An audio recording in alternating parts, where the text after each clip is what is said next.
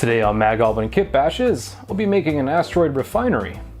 This will be a terrain piece for Star Wars X-Wing, but it'll be perfect for plenty of other space games as well, like Attack Wing or Armada. I want this to stand out from the other terrain pieces I have, so I've been thinking, maybe it's an old Corellian refinery that's been converted by the Pikes or the Hutts to use for spice processing. I have a general idea of what to make. Beyond that though, the rest of the build will be pretty much by feel.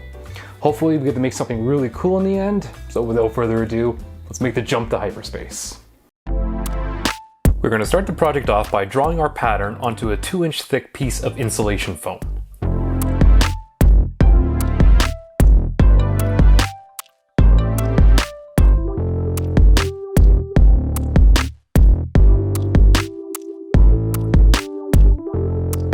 Now that we have our shape roughly cut out, we're going to use the knife and start cutting off more of the edges. We're going to kind of round it off a bit more, start forming the actual shape of the asteroid.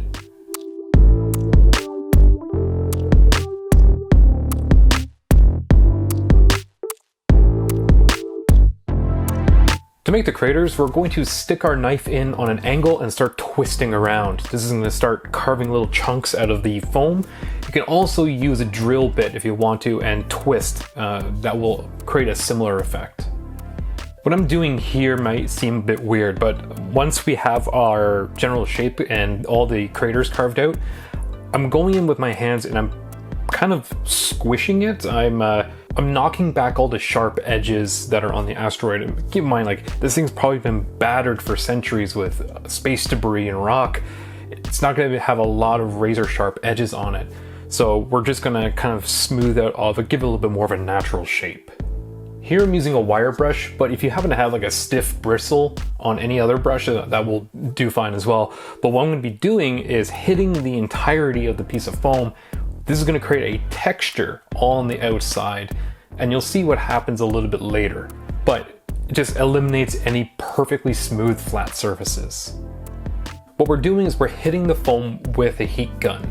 By doing so, we're going to melt some of the rough edges. It's going to make the rock look a little bit more natural, but also any of the little marks that were made by the stiff brush that we're using earlier, they're going to expand, and it's going to add a lot more noticeable detail to the texture of the asteroid. We're going to be carving up our little secondary asteroid. This one's going to be a lot smaller. It's going to be physically attached to the side of the main asteroid.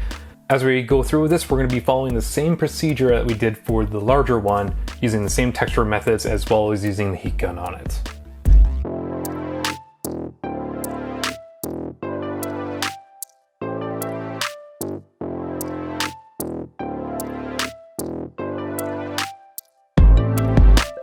One of the more prominent components that's going to stand out the most on the asteroid is going to be the bay doors.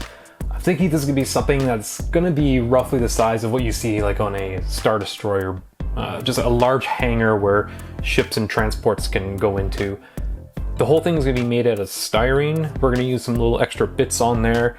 Probably my favorite little component is using some leftover supports from our resin printer. They have this really great lattice pattern on it. And I think it adds a lot of detail to make it look like it's like a cross beam or just that sort of Star Wars texture.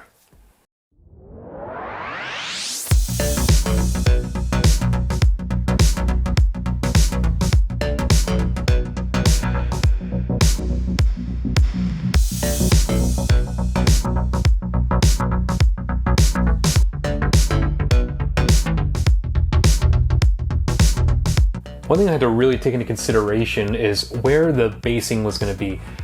This is important because when the secondary asteroid is going to be attached, it's going to add some extra weight. So when you put the asteroid onto the tabletop, I don't want it to tip over constantly because it's weighted to one side. So it took some pre-planning, but I kind of got where exactly I wanted it to be.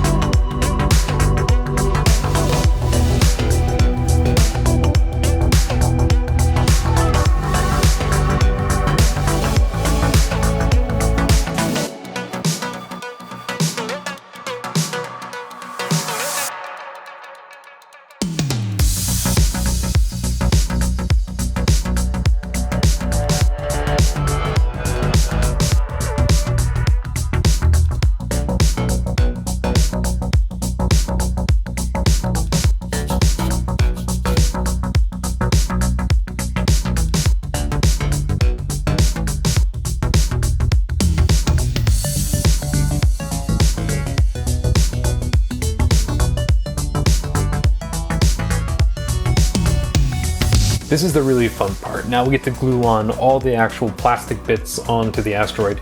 We really want to bring out all the details and kind of make this thing come to life. So we're going to be using a bunch of random plastic bits from various model kits to tabletop games.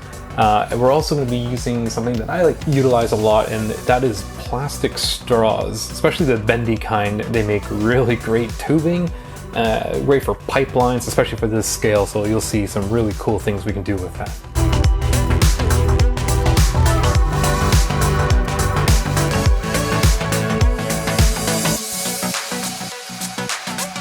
When you're handling foam, one really important thing you want to remember is be really cautious when you're using super glue. So it actually eats away at the foam itself. So whenever I use super glue in this, I use minor amounts and I use it to tack on the pieces, but then I come back afterward and I'll use carpenter's glue and I'll go in and I'll reinforce anything that I've added onto the surface. That way, nothing's gonna fall off later on, especially when we get to the painting phase.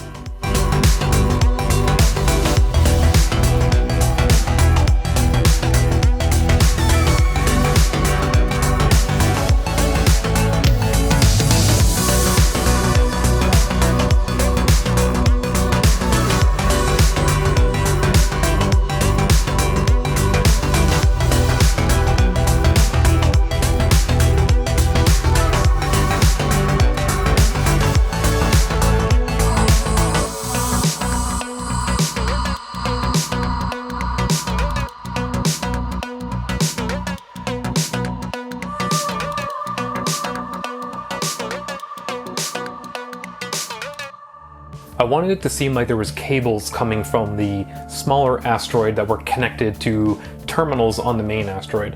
So I'm going to be using guitar string here, and this is a really great method.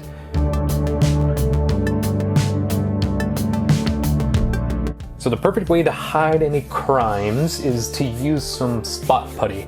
So I like to use this to kind of fill in any little holes or gaps, just to make it seem like it's actually connected to the surface, that there's no weird floating objects.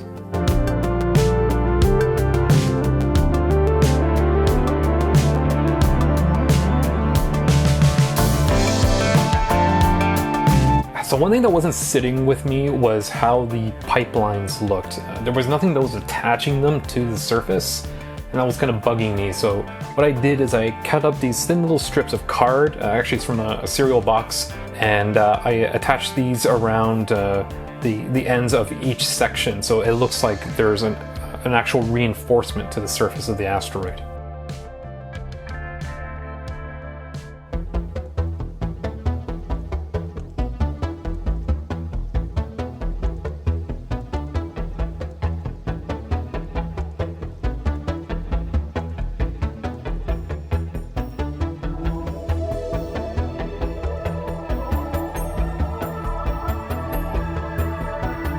Now that we have our base coat done, what I'm going to be doing is I'm going to start building up the layers of dry brush. So I got my large stipple brush here, and I'm going to use a very deep shade of purple. Once I have that done, I'm going to do about maybe 3 to 4 more layers, and I'm going to progressively add a little bit more red to each one to kind of brighten it up. And I'm going to do that over the entirety of the asteroid. Because I wanted this refinery to seem like it was Carillion at first, what I'm doing here is I have a shade mixed up, something that's really similar to what you see on the X-Wings or on the Millennium Falcon.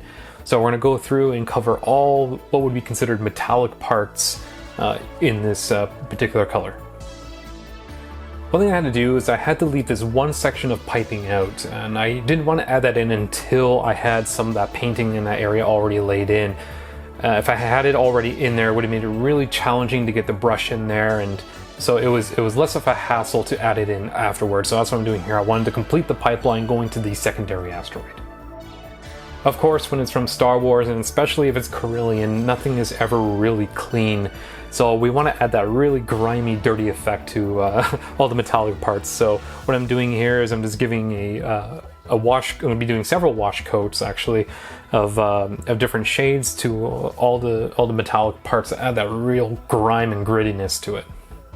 Once our first passes of the washes are done, what I'm doing now is I'm kind of going back and hitting up all the edges and large flat surfaces with a slightly lighter version of the original shade that we used to paint it.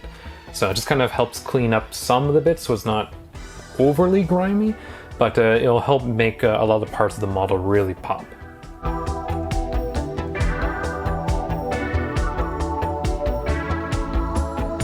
I wanted to add a little bit more variety in terms of color, so what I'm doing is I'm just hitting up some of the doors, some of the pipes with some red and blue paneling and stripes, just to add a little bit more variation to everything.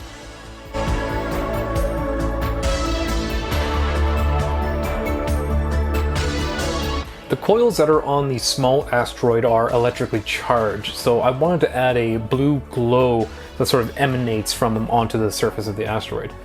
Now I'm just doing this really roughly. I could spend a lot more time doing this effect, but what I'm going to be doing is using a light blue dry brush to kind of cover the surrounding area. Later then I'll hit it up with a blue wash on the edges of the glow to kind of blend it into the rest of the surface, make a better gradient. And then lastly, I'll use a fine detail brush with the brightest shade of blue that I was using for the hot spots, and I'll do that on the closest sharp areas surrounding the coils. I'm coming back to doing a little bit more washes, but this time I'm using a fine detail brush, and I'm just going to be hitting up all the seams and crevices over the refinery and kind of adding in a little bit extra little details of grime all over. Alright, and this is the last step. What I'm doing here is I have a very watered down orange paint that I made, and what I'm going to be doing is add some, well, spice to this spice refinery. So what I'm doing is I'm hitting up a lot of the areas where the refinery meets the asteroid, or even in some of the craters scattered throughout. That way we can see pockets of spice where it was being mined, or it's connected to the refinery and is being processed.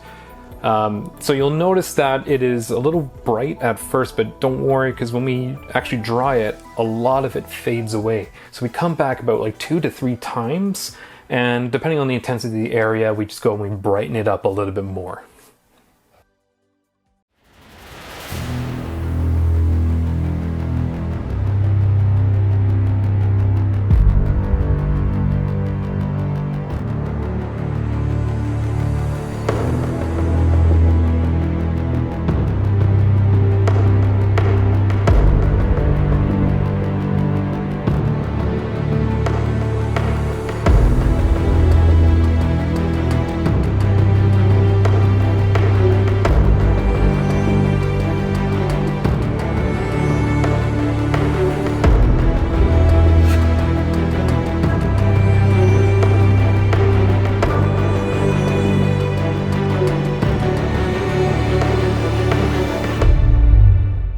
Hey, thanks for watching. If you enjoyed this video, we post new ones every other Friday, so be sure to subscribe so you don't miss out. You can find us on social media, the links are below, and don't forget to watch our other videos for more Mad Goblin content.